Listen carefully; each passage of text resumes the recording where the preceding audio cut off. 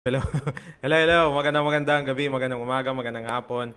Kung nasa mga lupalop ng mundo right now, Gerard Claudio here. Yeah, so sa training video na to, ang pag-uusapan is one proven strategy to make your prospect want to join you nang hindi ka nangungulit.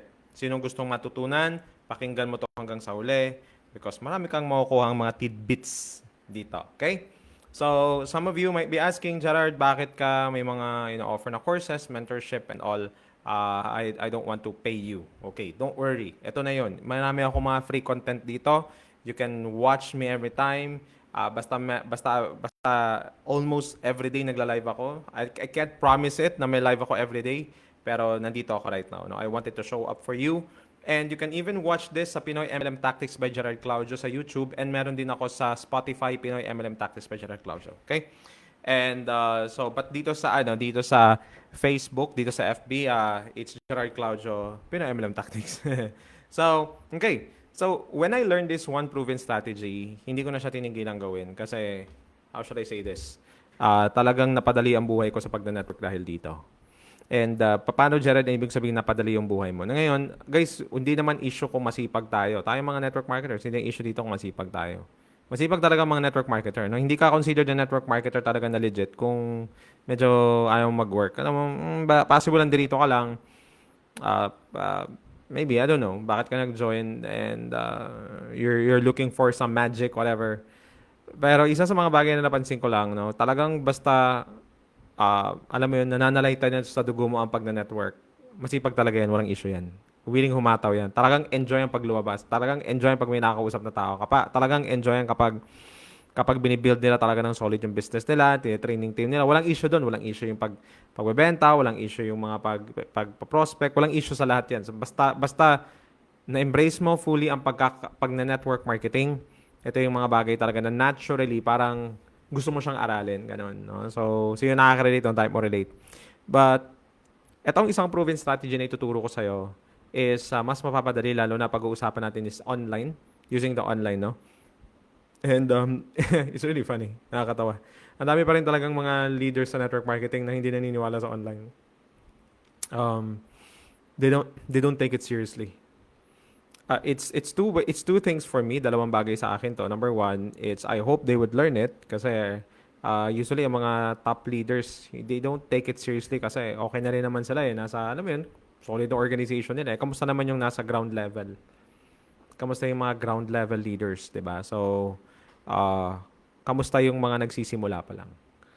So, but if there is a right system to really build this online, mas mapapadali talaga. In fact, it's even more helpful is merong mga automation aspect ng business. No? Anyway. So, again, kapag tinuturo ko tong strategy na to, people don't believe why, I don't know why. But I'm gonna share this with you and ikaw nang bahalang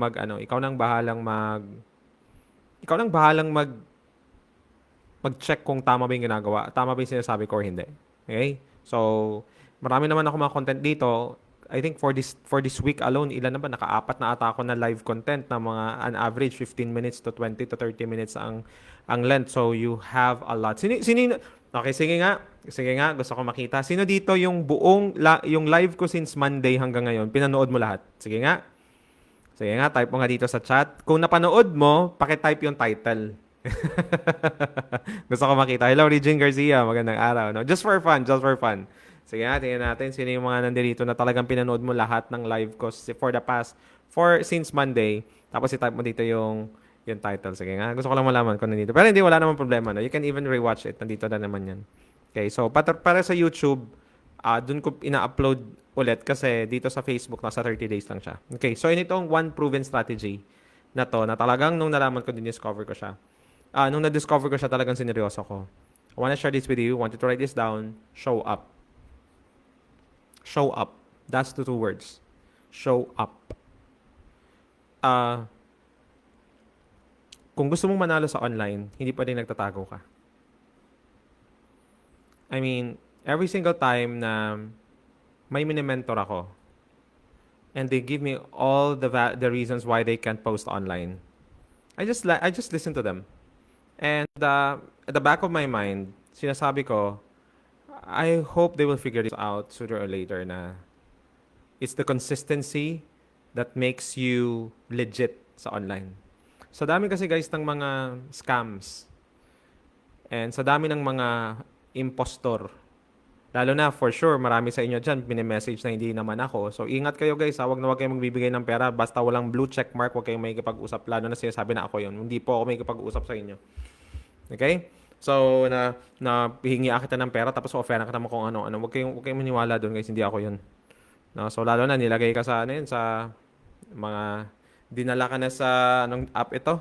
Telegram o dinala ka na sa mga WhatsApp na hiningi ka ng pera na ganito, mga ano, yung mga trading na yan, hindi po mga forex. I have a lot of friends in network marketing na forex yung product nila. They are and then trading, they're very good legit talaga sila. Pero itong mga scammer, huwag kayong bibigyan ng pera dyan, okay? So anyway, so show up. And ilan sa inyo dito, matanong ko lang ha, sino sa inyo dito nag-avail ng course ko? Sige nga, this is just one clear example. One clear example. The course is 899 pesos. One-time payment, lifetime access. Sino sa inyo dito, before ka nagkumuha ng course ko, ilang beses mo na akong pinanood? Kasi tinitingnan mo kung legit ako, hindi. Sige nga, type mo nga ako. Sabay chat, sabay comments. Hello, Ma'am Norna, magandang araw. Hello, Ma'am Fe, Pitogo, magandang araw. Kamusta? Sige, sino sa inyo dito? Yung talagang check mo ako, legit ba to? Legit ba to? Legit ba to? Diba? Eh, guys, 899 na lang yun, ha? 899 na lang yun. Eh, much more, offeran mo ng magkano ang startup ninyo, di ba? Tapos hindi ka mag-show up online. So, regardless, Ma'am Norna, thank you, ah. Nice. Sabi niya, Regine, everyday daw siya nanonood. Oh, thank you, Ma'am Regine. So, whether you like it or not, whether you admit this or not, how should I say this? You have to show up, guys. I mean, you have to post quality content that attracts your ideal audience. Kung meron kang kailangan isulat sa sinabi ko, yun. Post consistently quality content that attracts your target audience. Yun eh. Yun yung pinaka-good usually ng mentorship ko. I'm helping people, lalo-lalo na yung nahihirapan, no? Kung paano gagawin. Again, yung my mentorship is premium price talaga siya. Hindi siya yung pang, pero talagang id-id ako, tsaka sasamahan kita, ganun.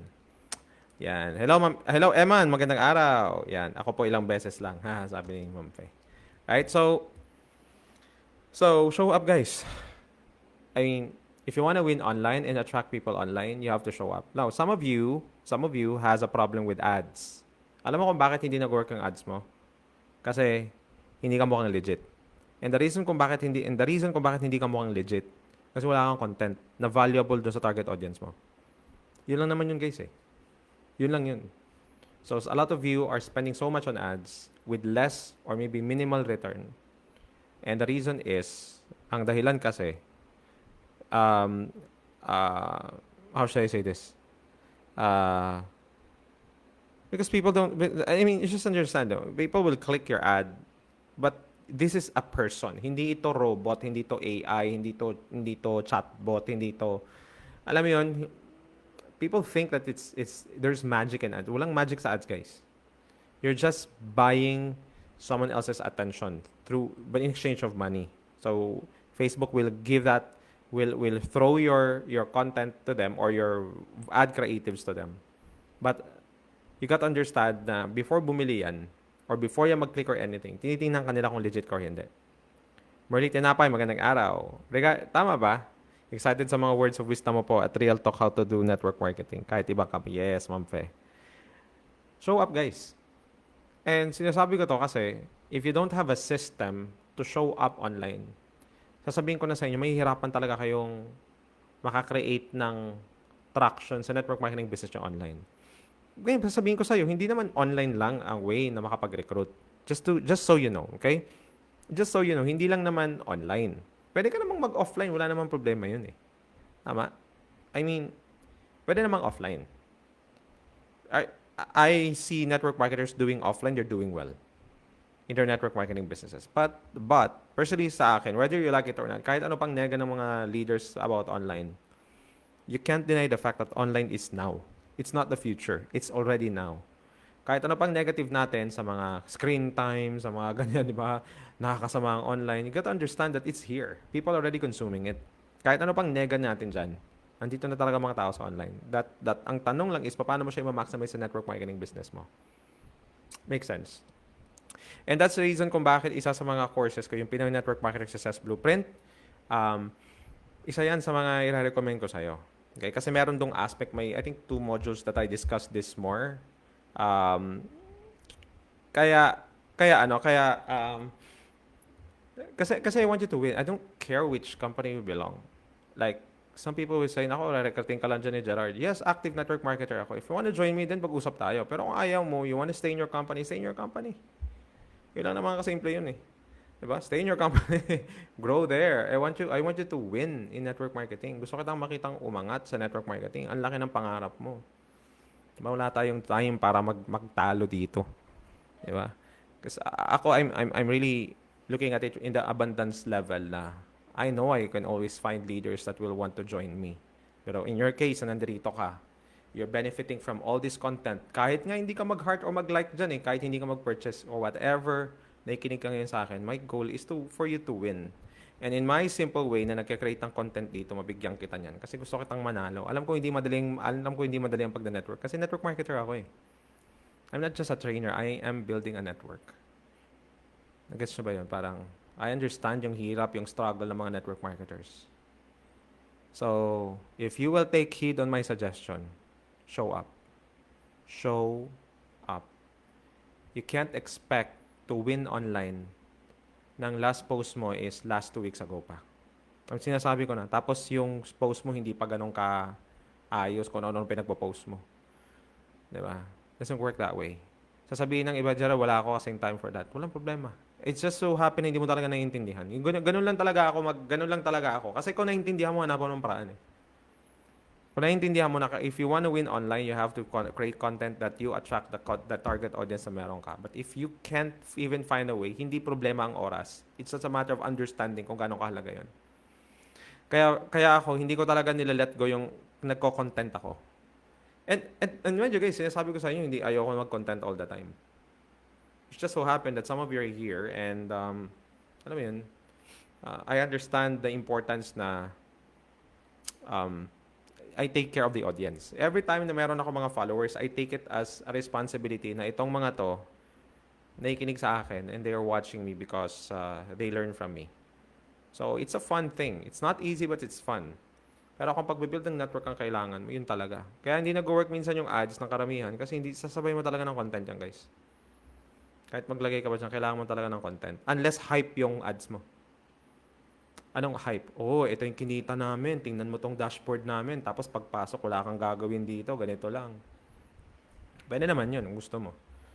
O kung masisikmura mo yung ganong sistema na nag-hype ka, nag-overpromise ka, tapos hindi mo na palang kayang panindigan, pwede naman. Pero kung hindi, kung gusto mo nang maayos, maka-address ka ng mga tamang leaders sa network marketing business mo, then ayusin natin ang pagbe-build.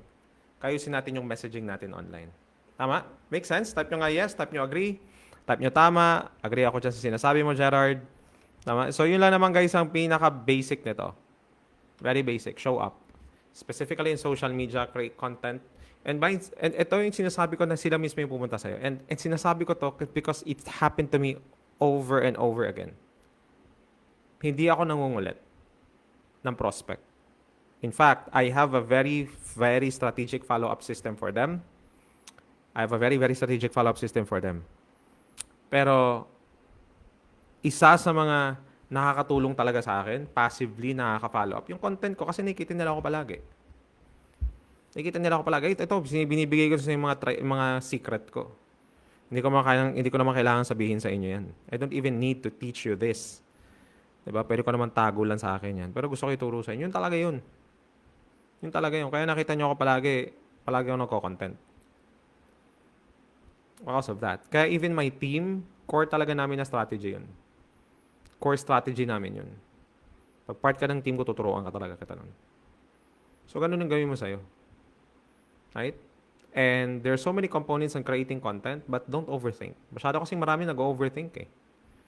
Masyado nag-overthink sa proseso, totoo lang. Napakasimple na naman. Just be vulnerable. Just show who you are. Tama? Of course, be likable. Make sure na people would really watch you. But just be vulnerable. You don't have to pretend to be perfect. Ang problem kasi sa iba, masyadong pina-perfect yung pagko-content.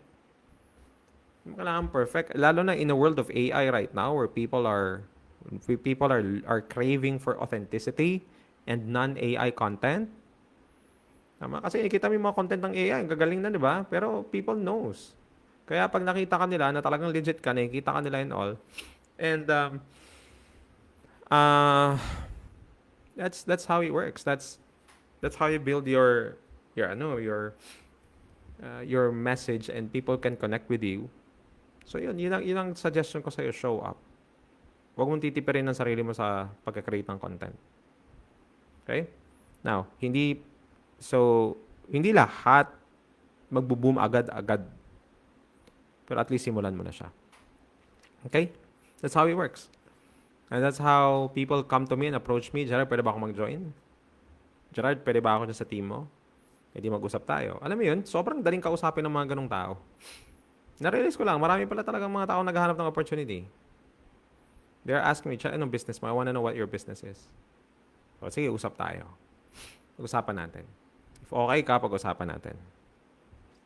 So that's how I convert people. And interesting. And fun. So, paano mo gagamitin yung concept ng show up sa offline? There's so many ways to do it offline. Maraming ways. Hindi na naman online. Sinasabi ko sa inyo to, hindi lang online ang way. Okay? So, natututo ba kayo? Type nyo nga learning. Hello, Panlaki Marvin. Hello, sir. Yel Cercado.